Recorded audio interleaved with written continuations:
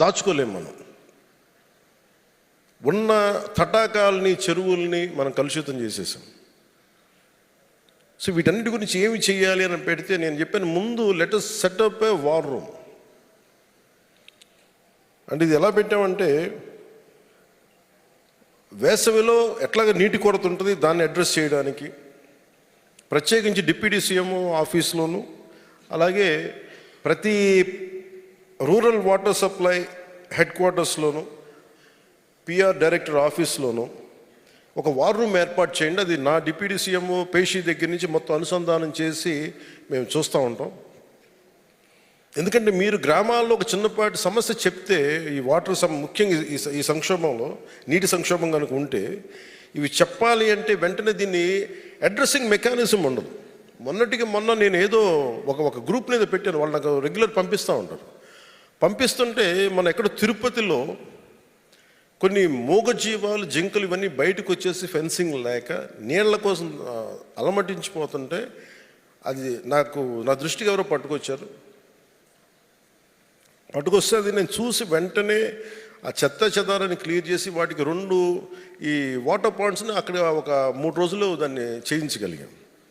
అంటే ఇట్లాంటిది వెంటనే ఇది నాకు ఏమనిపిస్తుంది, లెట్ us సెటప్ ఒక ఎలక్షన్స్ కోసం, ఎలక్షన్లు గెలవడం కోసం మన వార్ రూమ్లు ఏర్పాటు చేసుకుంటాం. అక్కడ మనకు ఓట్లు పడుతున్నాయా లేదు. నేనేమంటున్నానంటే, నిన్న చెప్పింది ఏంటంటే, ఓట్లు మనకి ఇప్పుడు మేము ఓట్ల కోసం పార్టీలు ఎలా పనిచేస్తాయో, ఈ రోజున డిప్యూటీ సీఎం పేషి పంచాయతీరాజ్ శాఖ ఎంత బలంగా పనిచేయాలి, అసలు పనులు జరుగుతున్నాయా లేదా, కష్టాలు ఏమున్నాయి, నీటి ఎద్దడి ఎలా ఉంది, ఒకవేళ మనకి డబ్బులు లేని సమయంలో ఉన్న వర్షపు నీటిని మనం ఎలా ఆదా చేసుకోగలం, దానిని పట్టే విధానాలు ఏంటి, ఇవన్నిటి మీద మీరు దృష్టి పెట్టాలని చెప్పి నిన్న రివ్యూ మీటింగ్లో తెలియజేశాను. సో దానికి ప్రప్రథమంగా నేను చెప్పింది ఏంటంటే, మనం వర్షపు నీటిని వృధా చేయకూడదు. వర్షపు నీటి సేకరణ పైన అవగాహన ఉండాలి. మనం వర్షపు నీటి వృధా చేయకూడదు. ప్రతి ఇంటికి, కమ్యూనిటీ భవనాలకి వర్షపు నీటి హార్వెస్టింగ్ పద్ధతులు ఏర్పాటు చేయాలి.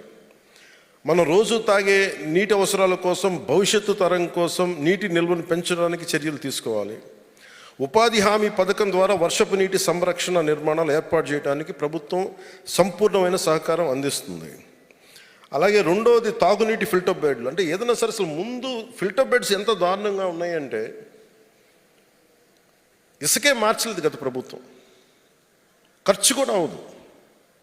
బద్ధకం, అలసత్వం, బాధ్యతారాహిత్యం.